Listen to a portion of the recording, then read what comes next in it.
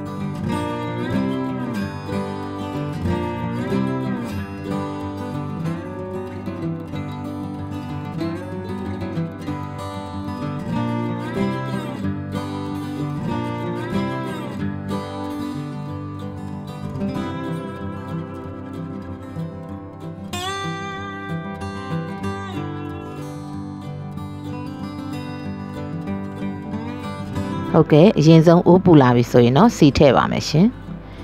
စီထည့်ပြီးရင်တော့ကျွန်မကြိတ်ထားတဲ့ကြက်သွန်ပြူကြက်သွန်လေးထည့်ပါတယ်ရှင်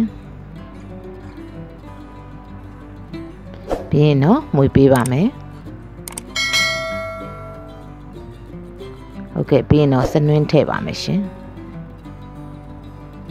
ပြီးရင်တော့နည်းနည်းလေးကြာလေးမွေပေးရပါမယ်ရှင်ကြက်သွန်အယောင်လေးတွေပြောင်းပြီးတော့မှုေးလာတဲ့အထိမှုေးပေးရပါမယ်ရှင်ပြီးရင်တော့ကျွန်မငရုတ်သီးအစိမ့်မှုတ်ထည့်ပါတယ်ရှင်ပြီးရင်တော့စီကိုကြာလေးတတ်ပေးရပါမယ်ရှင်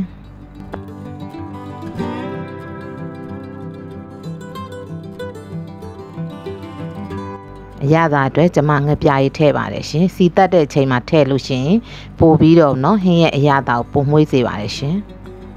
ပြီးရင်တော့အချိုမှုတ်ထည့်ပါမယ်ပြီးရင်တော့ကြာလေးစီတက်ပေးရပါမယ်ရှင်ပြီးရင်တော့ကျွန်မအားပြဲကြောက်ထည့်ပါတယ်ရှင်အချောက်လေးတွေကိုကြာလေးမှုေးပေးရပါမယ်ရှင်ပြီးရင်တော့ကျွန်မ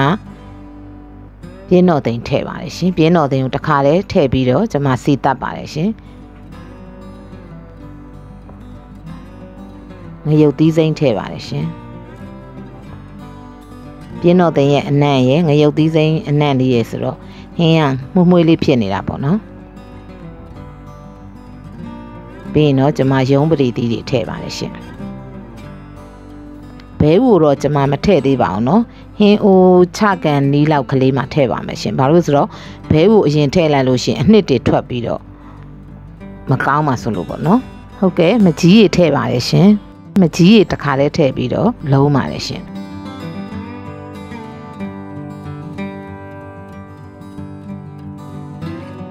ပြီးရင်တော့ကျွန်မကြက်သွန်ကြိတ်ထားတဲ့အရည်လေးတွေထည့်ပါတယ်ရှင်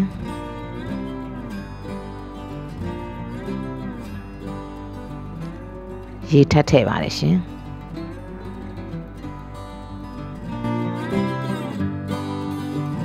ပြီးတော့ရင်တော့ကျွန်မအဖုံးလေးအုပ်ပြီးတော့တည်ထားပါမယ်ဟုတ်ကဲ့စူလာပြီဆိုရင်တော့အဖုံးဖွင့်ပြီးတော့မှုေးပေးရပါမယ်ရှင်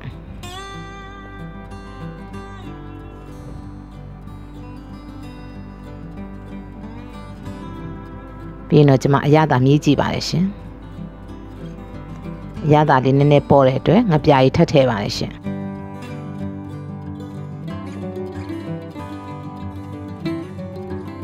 ပြီးရင်တော့တေချာလေးမှုေးပြီးတော့တည်ရပါမယ်ရှင်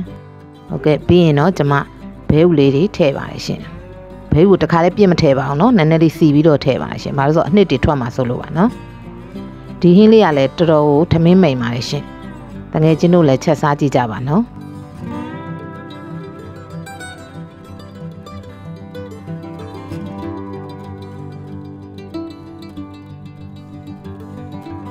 ပြီးရင်တော့အသားလေးပေါ့နော်အရည်လေးတွေအပေါ်ကိုတင်ပေးရပါမယ်ရှင်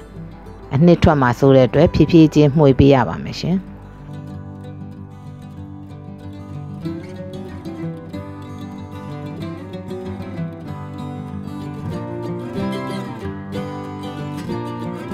ဟုတ်ကဲ့ပြီးရင်တော့ခဏအုပ်ထားပါမယ်ရှင် ခုဆိုရင်ဘဲကိုလည်းအရသာလေးတွေဝင်ပြီပေါ့နော်တော်တော်လေးစူပွက်နေပါပြီရှင်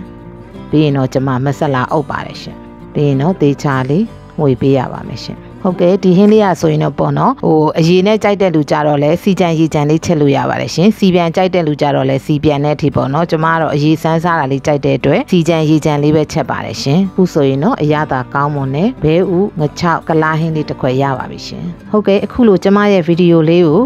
အဆုံးထိပြီးအောင်ကြည့်ရှုပေးတဲ့တယောက်ချင်းစီတိုင်းကိုအထူးပဲကျေးဇူးတင်ရှိပါတယ်ရှင်ကျမရဲ့ဗီဒီယိုလေးကိုကြည့်ရှုခြင်းနဲ့ဆိုရင်တော့ like and subscribe လေးလုပ်ပြီးတော့အားပေးခဲ့ကြပါအောင်နော်